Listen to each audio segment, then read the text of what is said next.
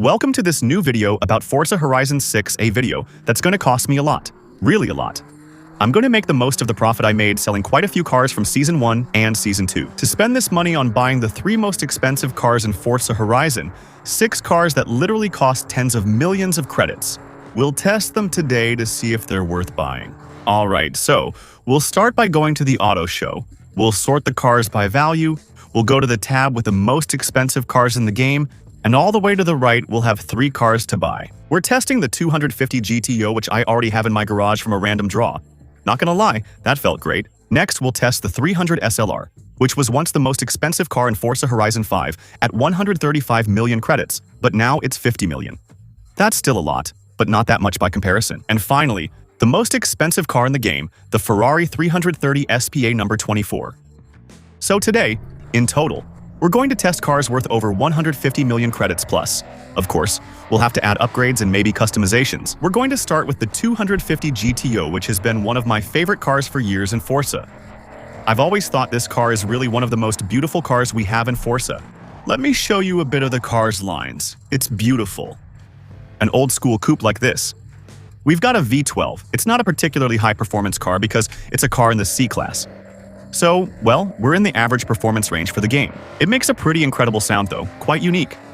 In the game, there aren't many cars that sound like this with a V12 that's this raspy. But it's true that, in terms of handling, it's a car that's, well, old. Even though the car is pretty light, since it only weighs 1,400 kg, even though it's quite light, it really feels like you're driving a cruise ship with this car. Quite simply because I think the original suspension is really, really bad. So, since the car accelerates very, very fast, it's still a car that can do 0 to 100 in 6 seconds. In the 1960s, when this car came out, it was incredible. Since we have a car that picks up speed very quickly, well, as soon as a turn comes up, we're immediately coasting. It's pretty incredible how the car moves around in the corners. But hey, it's one of the rarest cars in the world. This is a car that has actually been sold at real auctions for over 70 million euros. So here, we're really talking about something truly incredible. It's expensive, beautiful, and fast. Let's see if it can be improved, though there's little customization. Well, there's the Forza kit that allows you to improve the handling a bit without making it look too ugly. It's okay, it works. You can almost upgrade it to S2 without swapping it. Here, we're in S1 S780. We have 600 horsepower with the stock V12, but we've added turbos to it. And with a car that's fully upgraded across the board, we'll see if it's a bit better than stock. Even though it was already pretty good stock. It's more of a cruiser than a performance car. Now, it already looks a lot cooler. And, fun little fact, I think all the most expensive cars in Forza Horizon 6 are in the same car category, the Classic Racer category. So, by that, we mean Classic Race Car. All the cars we're going to test today are in that category. And honestly, I think it's a lot cooler to drive. It's actually surprisingly good. In fact, I think it handles well. It still has quite a bit of downforce. We no longer have any suspension problems at all. It's not soft anymore. And on top of that, it accelerates pretty well. We'll easily go over 250 without even trying. And we're even catching up to the leader, even though we started almost last. So, apparently, it's pretty good. It's actually not a bad car. Now, let's see what happens with the swap. We're going to upgrade it fully, just to see what it can do. We need to upgrade it by installing the Ferrari 458's V8 swap and making it all-wheel drive. We can go up to S2 850. That's pretty good for an old car. However, even with this 900 horsepower we have thanks to the swap, even with a car that's very streamlined and very low, the car doesn't seem that fast. I saw about 350 km/h as the top speed. It's good, right? Of course, for an old car, it's really good. But for a car that's so light, so powerful, and so streamlined, well, it's not amazing. It's kind of like the Forza developers put a performance limiter on it to make sure it's not too fast. Well, at first glance, this car makes a nice collector's car. It's nice because it's very beautiful, and because stock, it really has handling that's very well suited to cruising. But in my opinion, it's a car that clearly isn't worth its 40 million credits. Let's take this opportunity to buy the Mercedes for 50 million, the game's second most expensive car. Let me remind you that in Forza Horizon 6, you can buy cars through the collection menu without having to go back to the main game menu, without returning to HQ. You just have to press the start button, then select yes, and it will automatically be added to your inventory. You can then switch cars directly without going back to the loading screen. And that's pretty cool. So, We're going to get our Mercedes for 57 million, guys. 57 millions. Keep in mind that right now, we still have the 5% discount, I think, thanks to the fact that we have the house that gives us this little discount. Well, in terms of performance, we're definitely a notch above what the 250 GTO offers. We have a car with 310 horsepower for barely 900 kilos, so a really high power-to-weight ratio. We have a car that's originally in B599, so almost in the A category, let's say nearly 2 classes above the Ferrari. And we also have a car with quite an extraordinary history. I don't want to say anything wrong, but I think it's this Mercedes, the 300 SLR that… Oh, wait. But on the other hand, in the corners, it's kind of the same struggle. And there's also an incredible story around this car, because this car, if I'm not mistaken, the 300 SLR is a car that had a major accident during the Le Mans races at the Le Mans circuit back in the 60s. What's with this fog? What the fuck? There was a huge accident. The car was thrown into the crowd, and there were literally dozens of deaths.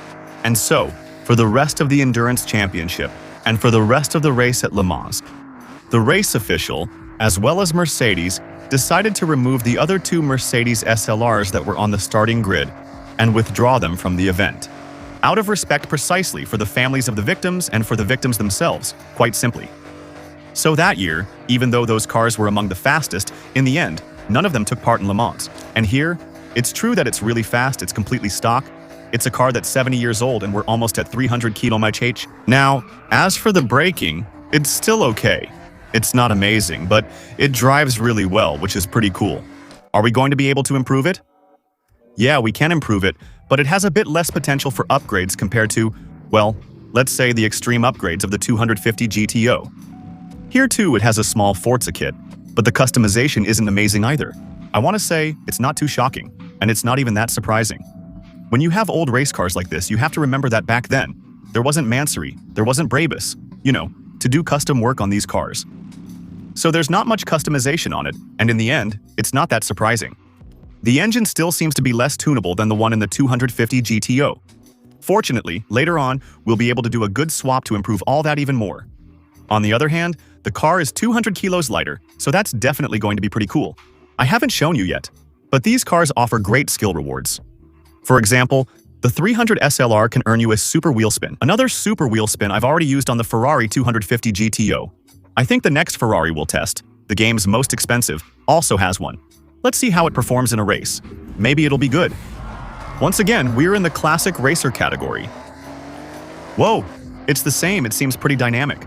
The gearbox is really short, but I didn't expect it to change the car this much. But I'd say it's a bit less glued to the road than the 250 GTO.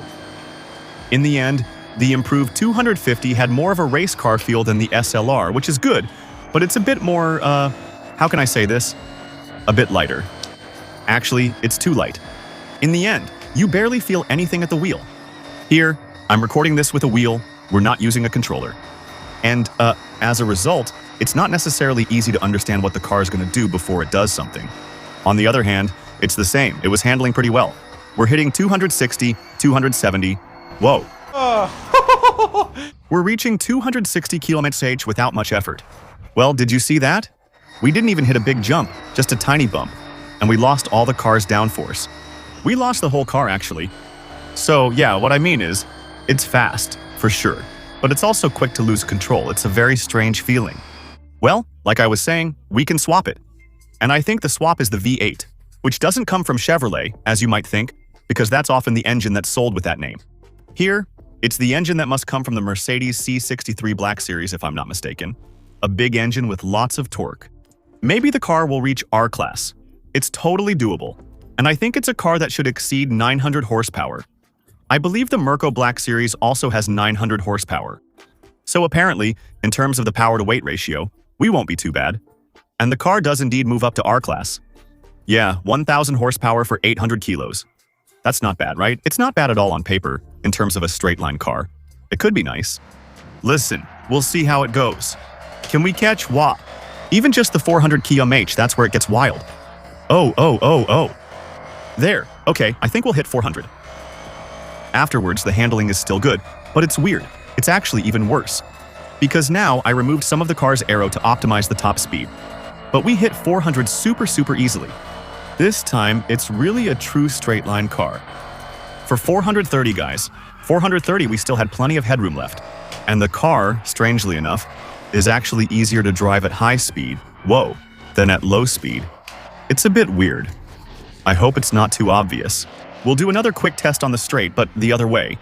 Alright, just to maybe get the downhill, maybe we'll hit 440 km/h. And it's true that right now, I'm surprised by this car. I thought it would be less capable than the 250 GTO. And actually, it's quite the opposite. There you go. We're going to blast past 400. No worries, not a rocket, you know, guys. 420.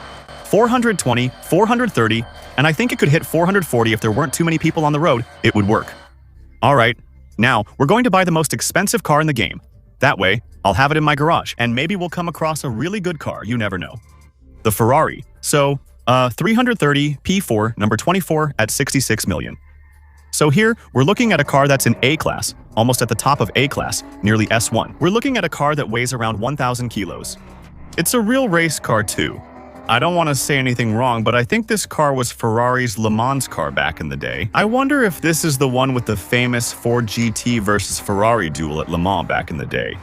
That's it, right? Le Mans 66. Le Mans 67, this must be Ferrari's main car for that. We're looking at a car with a notable history, which is likely why it's so expensive in the game. 71 million without the discount. Whoa, 1,000 kilos, 450 horsepower. And on top of that, it's a beautiful car. I think this one really looks great. Anyway, old Ferraris are gorgeous. So, we're right in the middle of that here.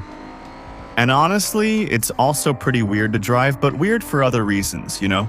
It's a bit vague. The car has downforce, but it's still a bit vague, actually. So yeah, it kind of feels caught between two things, really. It's not super precise, you know? I really have to start turning the steering wheel quite a bit before the car actually starts to turn, and then you feel the wheels turning, you know? Well, it's not. I mean, it's an old car, so that's always kind of how it is with old cars. It's the same, you know, but in terms of performance, it's still pretty powerful. You can easily reach speeds over 200 km/h without much effort. So, does this one have any upgrades? Well, let's see. Let's go to custom upgrades. There's no swap. All right. Well, listen, this is going to be quick. Okay. So, honestly, I didn't expect the most expensive car in the game to actually be potentially the least upgradable. Well, it's weird what they did with the rear. Aren't we supposed to see the engine instead of having this kind of hood under the hood? Honestly, I don't know, and honestly, I've never really paid attention to that in the other Forza games where this car is present, but I find it really weird. Well, on the other hand, it's true that the car is a bit disappointing in terms of performance, since we're going to be limited to 580 horsepower, and so it's almost useless, actually completely useless, to make it all-wheel drive. It's a car that doesn't have major upgrades, so I think it's going to be stuck in the S1 category, and as a result, well, not that high-performing, you know. It's disappointing. I wish the 300 SLR was the game's most expensive car. That way, at least, we would have ended on some good news in terms of performance. At this point, I don't think it's going to be amazing. You know, we'll see. We have the Forza kit for extra aerodynamic downforce. Alright, let's try it. Maybe we'll be pleasantly surprised, but the car has 500 horsepower. It's light, but we're limited to the S2 category. I don't think it has incredible aerodynamics. So yeah, it's a car that's pretty close to being a dud, or a lemon. Even though, come on, it's still worth 70 million. We'll see how it goes. Anyway, if you enjoy this kind of video that's a bit different from what I usually do, like the upgrade test, the top 10 with DX, or whatever, feel free to let me know in the comments. So, leave a like, subscribe for upcoming videos, and follow me on Twitch where I regularly stream Forza and lots of other games. We do a lot of stuff there. So, come follow, use your Prime, it always helps, and of course, don't hesitate to use my Steam link that you'll find below this video. It lets you buy your games for less while supporting my channel. Now, on the other hand, it's true that the car's handling feels much more modern once it's upgraded compared to the other cars we've tested so far, which, even when upgraded, still felt a bit retro to drive. Here, in this case, its handling is, let's say, a bit similar to that of a modern hypercar in Forza Horizon 6. On the other hand, well, you see, what's a bit disappointing about this one, in the end, is the acceleration and the top speed. I think we won't even manage to go over 300 km/h. So actually, we would need a combination of the SLR for the straight line, with the handling of the Ferrari we have here, and I think overall we'd have a really good car. The moral of the story is, if you're playing Forza Horizon 6 for car performance, don't buy these 3 cars we tested today. Clearly, you can get something 50,000 times better by spending 50,000 times less, by a long shot. Most of the meta cars, most of the fastest cars in the game, are cars that will only cost a few 100,000 credits at most, maybe a few tens of thousands more for upgrades, and that's it. Often, you'll get something much better than these. The 3 most expensive cars in Forza Horizon 6 are disappointing, and honestly, even if we tested the other cars over 10 million, except maybe the McLaren F1, they're all kind of duds too. So there you go. I pretty much destroyed my bank account for this video. I hope you enjoyed watching it. See you soon in a new video. Bye.